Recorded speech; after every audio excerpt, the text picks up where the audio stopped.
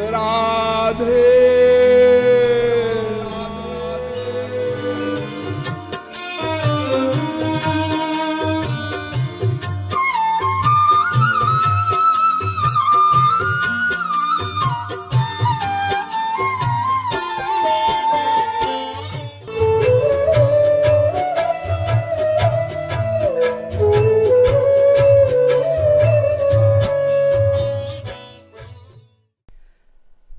ये तो ठीक है कि प्रत्येक जीव भगवान का सनातन अंश है, लेकिन वेदों में जिस भगवान के स्वरूप का वर्णन किया गया है,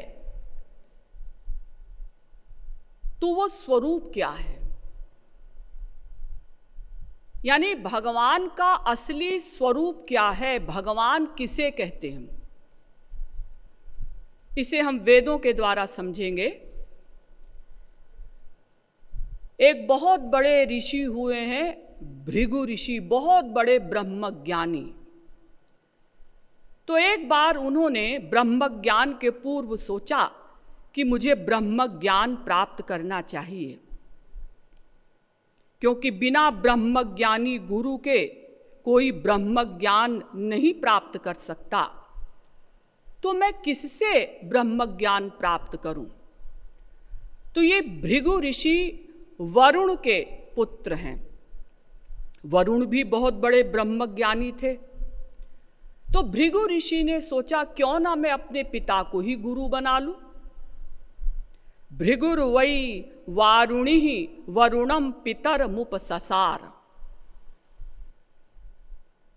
तैत्तिरीयोपनिषद तीसरी वल्ली का पहला अनुवाक। तो भृगु ऋषि अपने पिता वरुण के पास गए और कहा, अधीहि भगवो ब्रह्मेति। महाराज बताइए कि ब्रह्म किसे कहते हैं? वरुण ऋषि ने उत्तर दिया, यतो वा इमानि भूतानि जायन्ते येन जातानि जीवन्ति यत् प्रयन्त्यभिसंविशन्ति। तैत्तिरीयोपनिषद तीसरी वल्ली का पहला अनुवाक। जिससे संपूर्ण भूत उत्पन्न होते हैं, जिसमें संपूर्ण भूत स्थित हैं, जिसमें संपूर्ण भूतों का लय हो जाएगा, उसे ब्रह्म कहते हैं। क्या मतलब? यानी जिससे ये संसार उत्पन्न होता है, जिसमें ये संसार स्थित है और जिसमें संसार का लय हो जाएगा, उसे ब्रह्म कहते हैं। भृगु ऋषि ने पूछा, किसमें पिताजी? आपने तो कह दिया जिससे संसार उत्पन्न होता है, जिसमें स्थित है, जिसमें लय हो जाएगा। तो किसमें लय हो जाएगा, किसमें स्थित है, किससे उत्पन्न होता है ये संसार? वरुण ऋषि ने कहा, तपसा ब्रह्म विजिज्ञासस्व।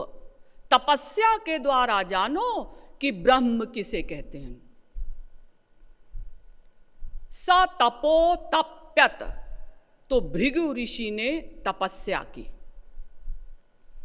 तपस्या के द्वारा उन्होंने क्या जाना? अन्नम ब्रह्मेति व्यजानात् अन्नाद्येव खल्विमानि भूतानि जायन्ते अन्नेन जातानि जीवन्ति अन्नम प्रयन्त्यभिसंविशन्ति। अन्न से ही संपूर्ण संसार उत्पन्न होता है, अन्न में ही स्थित है, और अन्नमय पृथ्वी पर ही हम लोग मरने के बाद दबा दिए जाते हैं या जला दिए जाते हैं। क्या मतलब? अन्न से ही संपूर्ण संसार उत्पन्न होता है। कैसे? देखिए, हम लोग भोजन करते हैं ना, हाँ, तो उससे रस बनता है, रस से रक्त बनता है, रक्त से मांस बनता है, मांस से मैदा बनता है, फिर उससे हड्डी बनती है, फिर मज्जा बनता है, फिर वीर्य बनता है, और फिर रज वीर्य के संयोग से ये संसार उत्पन्न होता है। तो अन्न से ही संपूर्ण संसार उत्पन्न होता है और अन्न को खाकर ही हम जीवित हैं, इसलिए अन्न में ही स्थित है। और मरने के बाद अन्नमय पृथ्वी में ही हम जला दिए जाते हैं, इसलिए अन्न ही ब्रह्म है। तद विज्ञाय पुनरेव वरुणम पितरमुपससार, ऐसा जानकर वो पुनः अपने पिता वरुण ऋषि के पास गए और कहा, पिताजी ठीक है ना, अन्न ही ब्रह्म है।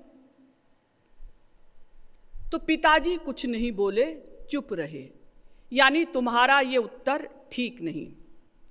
तो फिर पिताजी बताइए ना, ब्रह्म किसे कहते हैं? वरुण ऋषि ने कहा, तपसा ब्रह्म विजिज्ञासस्व, तपस्या के द्वारा जानो कि ब्रह्म किसे कहते हैं। फिर गए तपस्या करने और उन्होंने एक और ऊंची चीज पाई। प्राणो ब्रह्मेति व्यजानात् प्राणाद्येव खल्विमानि भूतानि जायन्ते प्राणेन जातानि जीवन्ति प्राणं प्रयन्त्यभिसंविशन्ति। तैत्तिरीयोपनिषद, ये मैं भृगु संहिता बोल रही हूं। प्राण से ही संपूर्ण संसार उत्पन्न होता है, प्राण में ही स्थित है, और प्राण यदि चले जाएं तो इस संसार का, जीव का लय हो जाता है। श्वास लेते हैं ना हम लोग, तो श्वास से ही तो हम लोग जीवित हैं, श्वास समाप्त हो गई तो हम मर गए। तो प्राण ही ब्रह्म है, ऐसा उन्होंने जाना। और पिताजी से कहा, पिताजी ठीक है ना, प्राण ही ब्रह्म है। वरुण ऋषि चुप रहे, यानी उत्तर ठीक नहीं है। तो फिर पिताजी बताइए ना, ब्रह्म किसे कहते हैं? वरुण ऋषि ने कहा कि देखो बेटा, मैंने तुमको कह दिया है कि ये ब्रह्म जो है ये शब्दों का विषय नहीं है, कि मैंने शब्दों में बता दिया कि इसे रसगुल्ला कहते हैं और तुमने समझ लिया। तपस्या करो, तपस्या के द्वारा जानो कि ब्रह्म किसे कहते हैं। फिर गए तपस्या करने और उन्होंने जाना, मनो ब्रह्मेति व्यजानात् मनसो ह्येव खल्विमानि भूतानि जायन्ते मनसा जातानि जीवन्ति मनः प्रयन्त्यभिसंविशन्ति। मन से ही संपूर्ण संसार उत्पन्न होता है, मन में ही स्थित है और मन में ही लय हो जाएगा, इसलिए मन ही ब्रह्म है। लेकिन ये उत्तर भी ठीक नहीं। फिर जाओ तपस्या करने। फिर गए तपस्या करने तो उन्होंने बहुत ऊंची चीज अब की बार पाई। क्या? विज्ञानम ब्रह्मेति व्यजानात् विज्ञानाद्येव खल्विमानि भूतानि जायन्ते विज्ञानेन जातानि जीवन्ति विज्ञानम प्रयन्त्यभिसंविशन्ति। विज्ञान माने आत्मा। वेदों में विज्ञान शब्द का प्रयोग आत्मा के लिए हुआ है। विज्ञानम यज्ञम तनुते। तैत्तिरीयोपनिषद दूसरी वल्ली का 5वां अनुवाक। ये विज्ञान यानी आत्मा यज्ञों का विस्तार करे।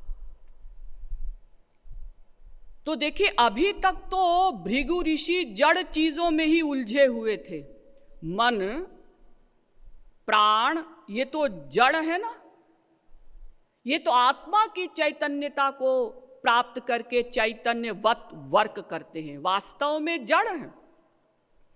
तो अभी वो चेतन तक तो पहुंचे, लेकिन ये उत्तर भी ठीक नहीं। आत्मा ब्रह्म नहीं है, आत्मा तो ब्रह्म का अंश है।